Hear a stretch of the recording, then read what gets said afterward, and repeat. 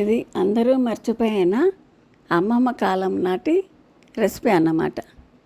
ఇదివరకు అమ్మమ్మలు అన్నం మిగిలితే చక్కగా అందులో అంత పెరిగేసి వాటర్ వేసి ఉప్పేసి రాత్రి అలా ఉంచేసి పొద్దుటే బాగా కలిపి అందులో ఉల్లిపాయ పచ్చిమిరపకాయ వేసుకుని నంచుకుని తినేవారు. అప్పుడు ఇడ్లీలు ఉప్మాలు దోశలు లేవు. అలాగే పనోళ్ళు కూడా చక్కగా అంత అన్నం తిని కంచిన అన్నం తిని పనులు చేసుకునేవారు. ఇప్పుడు అందరూ ఇడ్లీలు ఉప్మాలు తింటాం అని నీరసం అంటున్నారు. ఇందులో natural probiotic natural B12 form అవుతుంది ఇందులో ఇలా చేసుకు తింటే.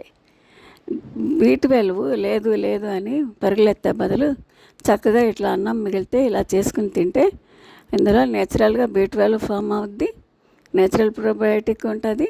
చక్కగా ఇలా చేసుకు తింటే మనకు కావాల్సినంత హెల్త్ అంతా బాగుంటుంది అన్నమాట. ఇట్లా నైటు నానబెట్టుకొని కొంచెం పెరుగు వాటర్ వేసి నానబెట్టుకొని సాల్ట్ వేసి ఉల్లిపాయ వేసుకొని తినండి. హెల్త్కి చాలా మంచిది. మనకు కావాల్సినంత విటమిన్ ఇందులో దొరుకుద్ది. కావాల్సినంత ప్రోబయాటిక్ విటమిన్ B12 ఉంటుంది అన్నమాట దీనిలో. అందరూ ఇలా వారానికి ఒకసారన్నా తింటే మనకు కావాల్సినంత హెల్త్ ఉంటుంది ఇందులో. ఆరోగ్యం బాగుంటుంది అన్నమాట.